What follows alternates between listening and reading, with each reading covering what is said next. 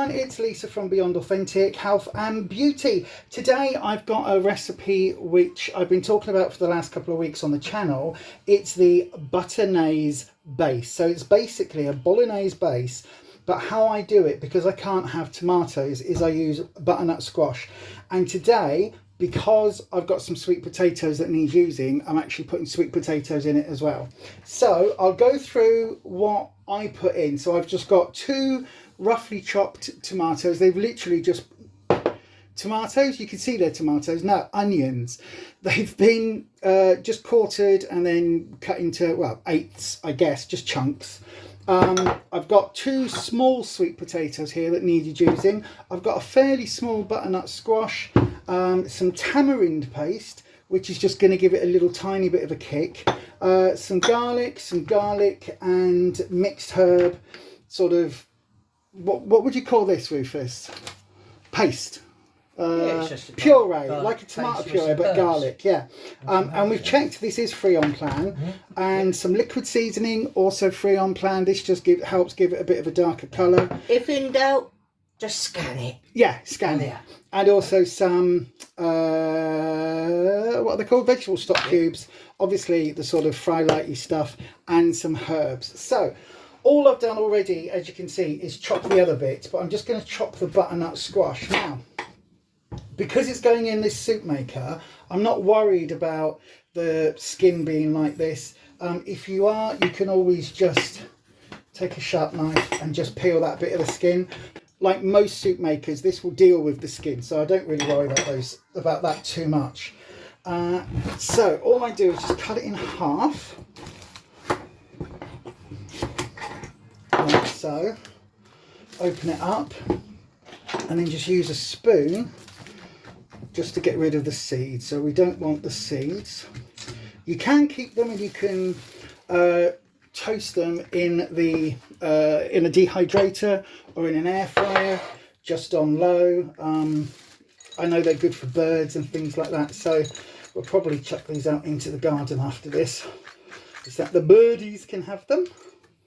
So just make sure we've got all the seeds out. It doesn't have to look pretty because it's all going in the soup maker, and so of course it's all going to get mushed anyway. So although this recipe, we came up with this purely and simply because I can't have tomatoes anymore, it's also a really good swap. So if you wanted to just not have your standard bolognese sauce, it's a really good swap out for that, if you wanted to add some extra vegetables. Rufus, remind me, is butternut squash speed or is it free food? I think all squashes are speed, I think. All squashes are speed. Sure they are.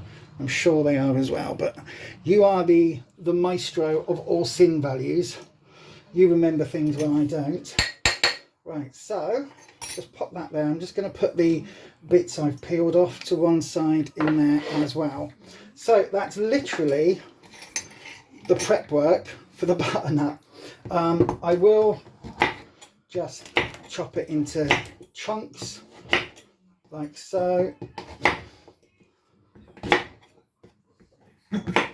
Now, this recipe is great. We've done this the other day with a pumpkin, but not all pumpkins are the same. Some pumpkins are better for carving than they are for eating. So double check, because it will say carving pumpkin, or it might say premium pumpkin. You want the ones that are premium pumpkins, because they're the ones that have more flesh. So you see how, like, we've got the seed bit.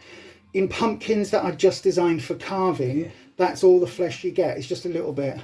Free, and it's speed food. Yeah, so all sweet, what are they called? Squashes, thank you. Free. Are free food. And speed food. And speed food. Yeah. So they're speed free food. So, as I was saying, with a pumpkin, because pumpkin's part of the squash family, that also is free food. So, but again, make sure it's a premium one, because you get more flesh, and also it tastes a little bit better. So all I'm doing now is I'm going to add everything in to the soup maker. Let me just move you a little bit closer so you can see. There we go. So all I'm doing is adding a little bit of fry light just in the bottom well, technically this isn't Frylight, it's Lidl's own one, but it's the same thing. It's the same thing. A few squirts, and oh, actually, let's turn this on. So because this one is the saute, I'll just press that on so the bottom will start to saute the onions as I'm putting everything else in. So there are the onions. I like to add the spices as I go, purely and simply because it's a little bit easier. So I'm adding a teaspoon of the tamarind paste, and in fact, because this is going to be for the base for 2 meals, I've added another half a teaspoon roughly as well. Now, I wouldn't recommend having the tamarind paste on its own. It is quite a strong flavour. And you can see it looks like smoke, but that is just steam there coming from the bottom. I will add in some water now, just so that it doesn't start to smoke too much. And then I'm bunging in all of the butternut squash, like so, and also the sweet potatoes. So that's all gone in. The 3 vegetable stock cubes. This just gives it some seasoning. Now, because I'm using this as a base for a bolognese later, I'm going to add in some Italian herbs.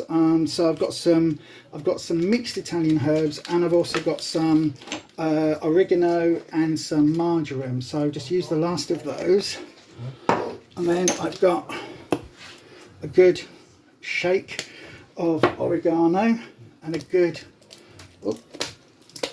shake of marjoram. And then I'm putting in some of the garlic granules. These are free on plan as well. If you've got things like the very easy garlic granules, you can use those.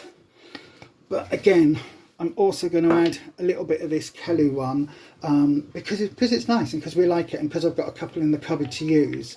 So it seems to make sense. So as you can see, I'm just bunging everything in together. There we go, that should be enough. And then a few dollops of the liquid seasoning. So with the tamarind paste, the liquid seasoning and everything else, there should be a lot of really good flavours coming through there. And then, oh, should I bung the parsley in as well? Might as well. We've got some extra parsley. We've also got some bags of salad on the side as well. So I have made this with just salad bags and a little bit of sweet potato in the past, and that turns it into a green sludge, we call it, but it's a green soup. Yeah. And I don't know if you can hear that in the background. We're having some work done in the garden right now, so don't mind us. That's just a chainsaw or something. Right then, it is Halloween though, so it is a good time for, if you're going to have a chainsaw, Halloween's a good time to have saws and chainsaws and things. Oh, he's drilling. Oh. Oh, because Driller Killer's not as exciting as Texas Chainsaw. Anyway, all I'm doing is putting it on the smooth mode, if you can see, and that will create quite a soft, oh gosh, that's got really hot already. Yeah, don't touch it when you've added the boiling water. This will come out a really soft soup. It is quite full, but because of the sweet potato in there as well, it should also be a little bit thicker. And then what we do, if you need to thicken it even more to it's more of that passata type texture, then you can do that just in the pan as you start cooking, which I will show you in another video. But for today, I'm going to leave this to cook. It takes 21 minutes, as it says there on the top. I've got to say, we've had this soup maker about 5 or 6 years, and it is absolutely fantastic. It comes out this time of year, and we use it throughout the winter months. So yeah, there you go. Come back in 21 minutes and we'll see how it looks. Okay, so it's been literally 21 minutes. It's just stopped beeping. So look at the steam coming off that. I don't really, you can just see it at the top there. Oh, and then hopefully, oh well, dropped a little bit. This is what it looks like. So it's quite thick actually, which is good. That's because of the added sweet potato, and normally there's enough for 1.5 3-ish jars, which they are like, oh, a little bit more than I was expecting actually, so that's good. So now each one of these, once they've cooled down, they'll both go in the fridge, but one of these we'll use in a like a spaghetti bolognese type recipe, and it acts instead of your passata. And if you want to, you could always add things like a bag of salad. Sounds ridiculous, but if you've got a bag of salad that you bought and it's going over or you need to use, putting that in with the mix, it turns it a very green colour, as you can probably imagine. But that's another way of getting extra speed in. Even if it's only like a bag of lettuce or whatever, it gets you extra bits in, extra fibre in, all of that. Maybe not with just with lettuce, but with all of this, it just gives you extra greens. So think about that as an alternative, and there you go. That is what we are going to do now. Let them cool down on the side for a couple of hours and then put them in the fridge, and one of them will go into a bolognese with some low-fat mince and some more herbs and some more onions, and just use that instead of passata. So there you go. Hopefully you've enjoyed that. It's really tasty actually. I can smell the garlic and the herbs coming off it. It really, really does smell quite yummy. And then, as always, all you've got to do is give your soup maker a bit of a rinse through. But there you go. Let us know your thoughts in the comment section. Let me know as well if there's any other recipes that you want us to do. Rufus is working on the Parmo recipe, so that will be coming as well. But until then, stay you, stay true, and as we always say, happy slimming. Bye bye.